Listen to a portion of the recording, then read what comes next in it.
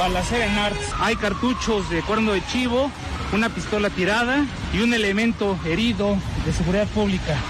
Se escucharon las detonaciones y pues todos nos fuimos al suelo. Hubo una seguridad que entró al restaurante y de la gente de seguridad del mismo centro comercial. Después pues ya llegaron las autoridades. Se escuchaban varias versiones de un asalto a una joyería, de que habían agredido a un policía, y después pues escuché que había sido otro tema pasional. Mataron a 2 personas que están en un restaurante, hay un policía herido y hay ya confirmado un detenido. Ahí se bajan, ahí para amagar al compañero de policía auxiliar, dispara al aire, ahí lo desarma, se jala la patrulla, le empiezan a disparar al compañero de la patrulla, que es el que está lesionado en la nuca y en el hombro. Esperanza N, al momento de su detención, refirió mantener una relación sentimental con una de las víctimas, a quien conoció en una red social, y señaló que la agresión se debió a una infidelidad. La intuición y mi experiencia me dice que eso de que fue un crimen pasional, pues no es cierto. Fue una operación de distracción lo que pasó abajo para que la señora pudiera ejecutar arriba, ¿no? Queda descartado el móvil de crimen pasional, no obstante haber sido las primeras declaraciones de la persona detenida en flagrancia, pero en la segunda entrevista y declaración ministerial, la persona refirió otra narrativa distinta a los hechos en los que participó. Está confirmado que ambos son de nacionalidad israelí. Con una total soltura que solamente el cinismo criminal lo permite, me dijo: ¿qué te ganas con mi detención? ¿Una estrellita más para tu uniforme? Eso no te va a servir de nada. Yo te doy $1 millón y déjame seguir trabajando. Si el gobierno de la ciudad requiere la colaboración para avanzar en la investigación, la prestaremos. ¿Ya saben qué va a pasar con los cuerpos? ¿Los van a repatriar? Que no sé toda la situación aquí, la ayudan aquí la comunidad de Israel. René Cruz, muy buenos días. Se confirma que los 2 israelíes abatidos en Plaza Arts sí contaban con antecedentes penales en Israel y en México. Cuéntanos, René. En efecto, Luis, muy buenos días. La Secretaría de Seguridad y Protección Ciudadana informó que los 2 ciudadanos israelíes que fueron abatidos en Plaza Arts sí contaban con antecedentes criminales tanto en nuestro país como en México. El titular de la dependencia, Alfonso Durazo, detalló, Luis, que mantiene contacto directo con las autoridades de la Ciudad de México que están a cargo de la investigación a fin de ofrecer la cooperación necesaria para el esclarecimiento de estos hechos. Vamos a escuchar. Si el gobierno de la ciudad requiere la colaboración para avanzar en la investigación, la prestaremos. Si la Secretaría encuentra algún elemento adicional, lo pondrá al servicio de las autoridades correspondientes. En México mantiene, Luis, acuerdos internacionales que promueven y atienden este tipo de apoyos, por lo que la Secretaría de Seguridad y Protección Ciudadana reiteró su compromiso de colaborar y fortalecer la cooperación con instituciones internacionales en materia de seguridad y prevención del delito. Y bueno, Luis, mencionar que pues hasta el momento lo que se ha señalado en torno a este caso es de que pues este homicidio se ordenó desde Israel y que posiblemente detrás de este crimen está la familia criminal Musil, pues fueron los que ordenaron precisamente la ejecución de estas 2 personas. Sin embargo, pues Luis, hay que seguir esperando a ver qué información se va generando en torno a este tema de Plaza Arts. Luis, el reporte que tengo. Gracias, René, muy buenos días. Muy buenos días. Le aprecio a uno de los mejores abogados penalistas en este país, que en el 2005 pues estaba al frente de la Subsecretaría de Seguridad Pública capitalina. Gabriel Regino, qué gusto saludarte, ¿cómo estás? Luis, ¿qué tal? Muy buenos días para ti, para toda tu audiencia. Tú detuviste a uno de los hombres que fueron pues abatidos hace unos días, que fueron asesinados allá en la Plaza Arts. Cuéntanos esa historia, Gabriel. Efectivamente, Luis, corría el año 2005, cuando el entonces jefe de gobierno, Andrés Manuel López Obrador, nos instruyó a generar mesas interinstitucionales de coordinación con las autoridades federales para poder ser más eficientes en el control de la criminalidad en la capital del país ante los retos que se estaban presentando. Y derivado de estas mesas interinstitucionales, el CISEN, el entonces subdelegado del CISEN, me comentó que tenían una situación que los apremiaba y que se trataba de una petición del gobierno israelí para poder detener a un ciudadano originario de ese país, pero que también ya había sectores importantes en México que estaban pidiendo a las autoridades detuvieran a esta persona. ¿Cuál era la razón de esta situación apremiante para el órgano de inteligencia israelita? Que cuando recibieron la comunicación por parte del gobierno de Israel y a la par se empalmaron las presiones de sectores sociales del país, se dieron a la tarea de hacer un análisis de quién era este sujeto, Benjamín Sutsi. Y resultó que es una persona que tenía una alta capacitación, adiestramiento en temas militares, con grandes conexiones en Israel sobre temas relacionados a cuestiones de carácter criminal, y que además había llegado a México aparentemente para dar asesorías a la comunidad hebrea para evitar ser víctimas de secuestros en la década de los 90, casi inicios de la década del 2000. Y entonces, al tener acceso a una información sensible, aparentemente esta persona se habría decantado en volverse un extorsionador de aquellos a quienes tenía la obligación de proteger.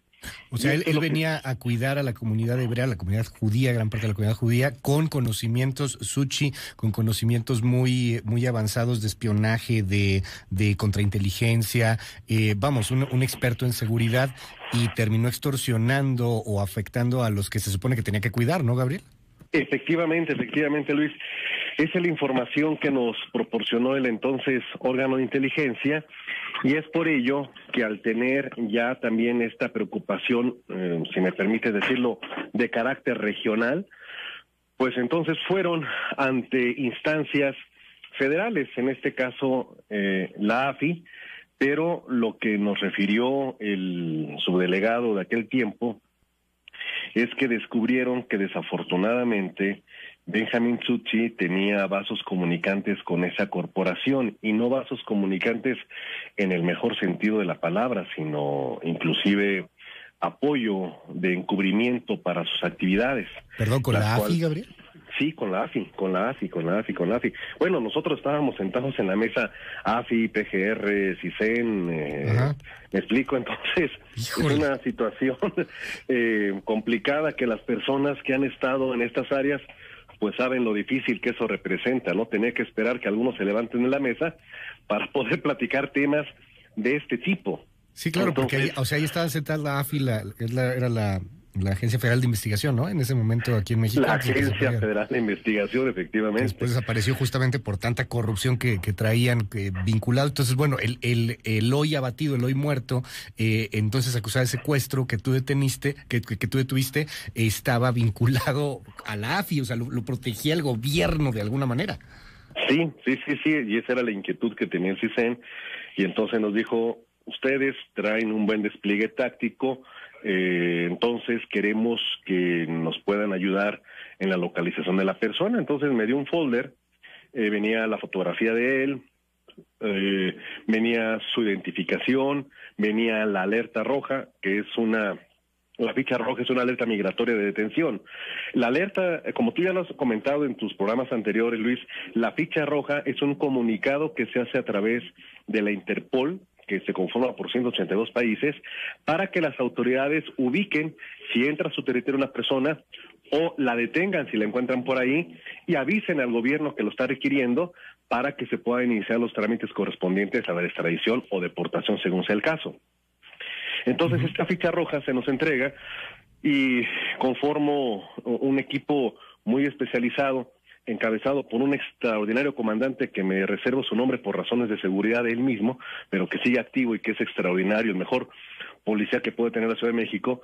Y entonces le hago el encargo, las indicaciones con la información que recolectamos, me marca y me dice, ya lo tenemos ubicado, está aquí en Mazarik. Me dirigí, se le detuvo, se le pidió la identificación, se identificó, si mal no recuerdo, con una licencia de conducir. Lo subimos a una camioneta, la camioneta que utilizaba para el servicio, lo subo, junto con los compañeros que me apoyaron en la detención, se hizo una grabación en video que no sé dónde habrá quedado, porque siempre procurábamos tener evidencias, sobre todo en estos casos tan alto nivel, sí, tan delicados. Y le dije, bueno, a ver ustedes, Benjamín, Suchi, sí. Y en lo que le estaba haciendo preguntas de qué estaba haciendo aquí, a dónde se dirigía, etcétera, él se me quedó viendo y me dijo, ¿para qué me detienes? ¿Para ganarte una estrellita más en tu uniforme? Eso no sirve de nada. Yo te doy $1 millón para que me dejes seguir trabajando. Y le dije, bueno, ¿y a quién le vas a llamar para que te dé el dinero? A mi amigo Coqui, me dijo. ¿Coqui? Le dije, Coqui. ¿Quién es Coqui? Le pregunté. Y me dice, Jorge Curi. Le dije, ok. Mis compañeros, aparte del que estaba tomando con la cámara de video, algunos se anotaron. Saqué mi Nextel en ese tiempo, Todavía Nextel. Del Nextel, sí. Nextel. Entonces se lo paso y le dije, márcale, dile que venga. Pero en este momento le cayó el 20. Dije, márcale. Se quedó viendo al Nextel, me vio, me dijo, no quiero hablar ya con nadie. Pero con ese dato que dio, pues se generó una línea de investigación que permitió la detención de más involucrados y el descubrimiento de redes de criminalidad, pues muy, muy amplias. Y este sujeto, cuando avisamos al CISEN que ya lo teníamos detenido, aparte de la sorpresa que me expresó vía telefónica el funcionario, me dijo, ¿y dónde lo tienen? Le dije, aquí en Polanco, aquí en Mariano Escobedo y Mazarik. Es como si fuera un infractor cualquiera, y me dijo, no, dice, llévenselo de ahí, es peligrosísimo, pueden llegar a rescatarlo, están en riesgo ustedes mismos, y pues a correr, ¿no? Y ahí nos fuimos a la Secretaría de Seguridad Pública, habilitamos la oficina como área de guardia y custodia, llegó el personal de la embajada israelita y nos confirmó el alto nivel de peligrosidad de este personaje. He de comentar contigo al auditorio rápidamente que algo que me sorprendió en demasía fue que llegó un individuo, no pregunté y ni quise preguntar, y mucho menos ahora quiero preguntar quién era, pero que venía con los de la embajada israelita, fornido, muy fornido, de una estatura media, llegó a la entrada del auditorio donde lo teníamos asegurado. Antes de entrar al auditorio se puso un pasamontañas, y yo iba a saludarlo, pues sí que, y me empujó literalmente, lo cual me causó sorpresa, y se metió, llegó hasta donde estaba el detenido, que estaba de pie, estaba parado, y le grita algo en hebreo. Aquel voltea y le contesta, le empieza a decir cosas en hebreo, y Suchi se transforma de ser el sujeto altivo, se empieza a desmoronar, se sienta en una butaca mientras este sujeto con el pasamontaña le sigue hablando al oído, se cubre la cabeza con las manos y se queda en esa posición. Llorando. ¿O ya prácticamente. Sí, pues, bueno, quién sabe quién era, ¿no? O sea, hay más que tengo que hacer una brevísima pausa, Gabriel. Dame un minutito en la línea, si nos das oportunidad, nada más para regresar y platicar también, pues, más allá de esto que es fundamental, que es esta anécdota, tú lo detuviste, cómo pues, al día siguiente prácticamente estaba en un vuelo hacia Tel Aviv y termina él preso durante 17 años.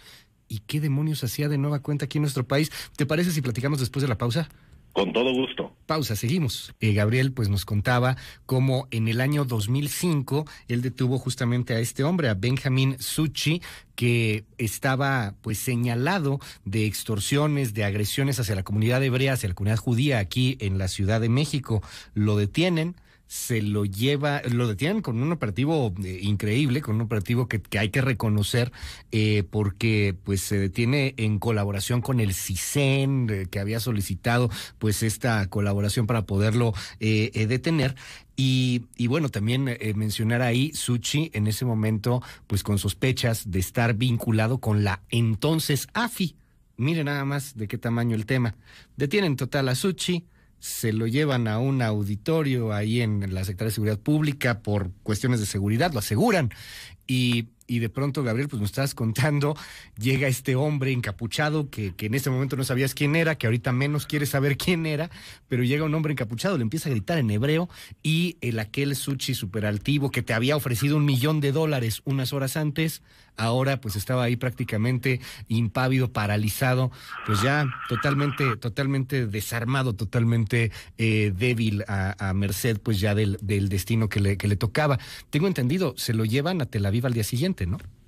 Al día siguiente fue trasladado al aeropuerto en medio de un fuerte dispositivo de seguridad.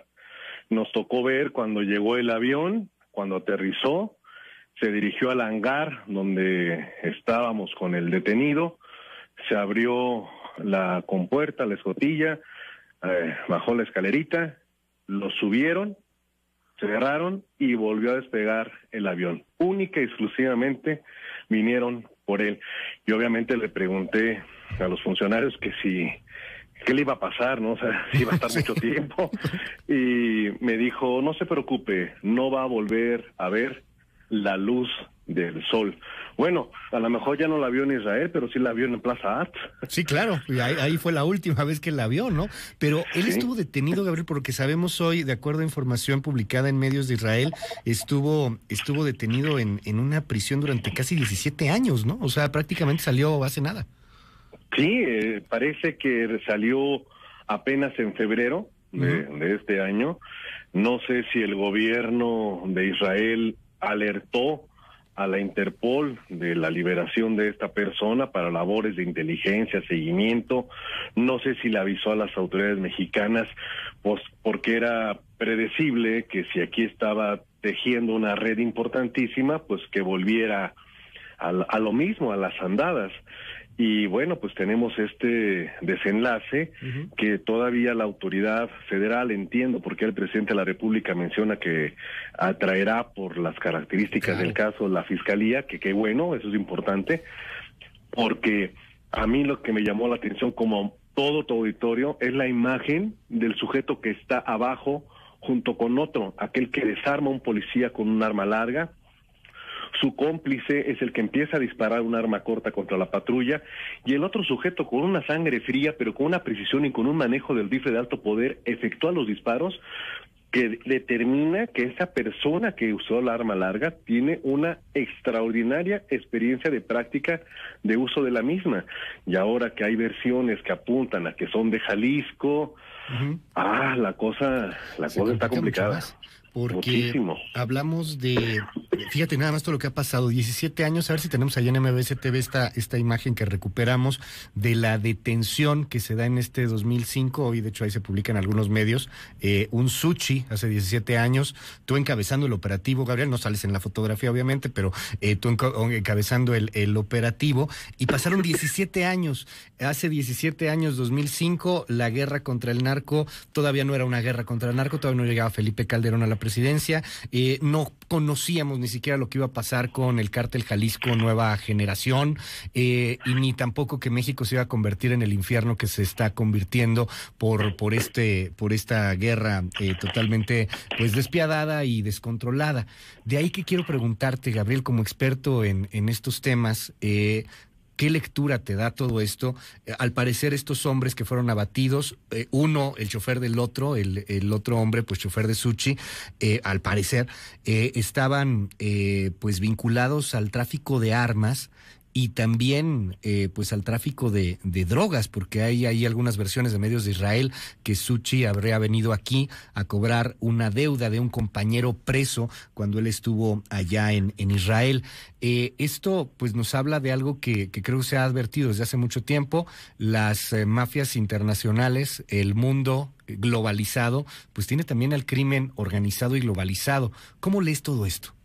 Efectivamente, Luis, estamos ante una expresión del crimen transnacional que demuestra la necesidad de que todos los gobiernos estén empoderando sus funciones de coordinación, prevención, intercambio de información, porque como bien lo señalas, el crimen ya tampoco respeta fronteras, así como la economía ahora es global, como la tecnología está en gran parte del mundo.